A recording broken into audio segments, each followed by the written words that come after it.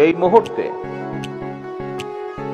আমার মাকে যদি জিজ্ঞেস করতে পারতাম, মা, গত 17 বছর আপনার উপরে যে মানসিক এবং শারীরিক নির্যাতন হয়েছে, আপনি কি চান আমি তার প্রতিশোধ নেই?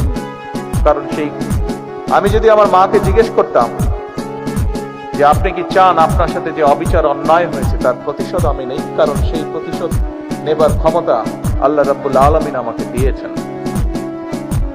আমার মায়ের সন্তান হিসাবে আমি নিশ্চিত আমার মা আমাকে বলতেন,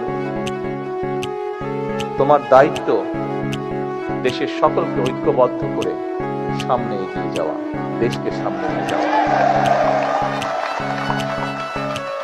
আমি যদি আমার ভাইটিকে জিজ্ঞেস করতে পারতাম যে তুমি কি চাও তোমার সাথে যে অন্যায়, যে অবিচার হয়েছে, যেভাবে তোমাকে মৃত্যুর মুখে ঠেলে দেওয়া হয়েছে, যারা এর জন্য দায়ী তাদের বিরুদ্ধে আমি প্রতিশোধ নেই, কারণ সেই ক্ষমতা আল্লাহ আমাকে এখন দিয়েছেন।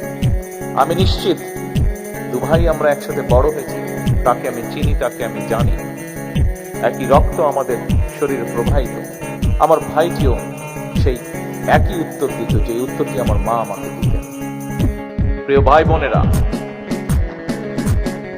আমি 17 বছর আগে যখন এই দেশ ছেড়ে চলে যেতে বাধ্য হয়েছিলাম, আমি কি অবস্থায় গেছিলাম সেই বিবরণে আমি যেতে চাই না।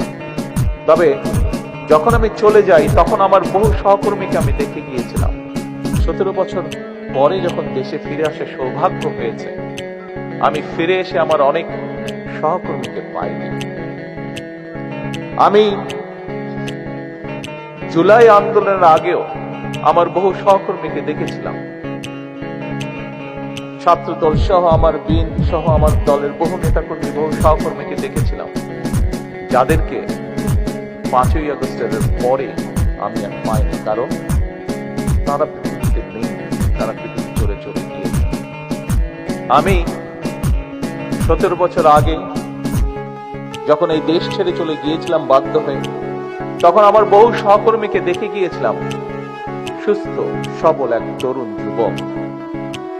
17 বছর পরে যখন ফিরে এসেছি, তাকে আমি দেখেছি তার কোনো অঙ্গহানি হয়েছে, শারীরিকভাবে ক্ষতিগ্রস্ত হয়েছে।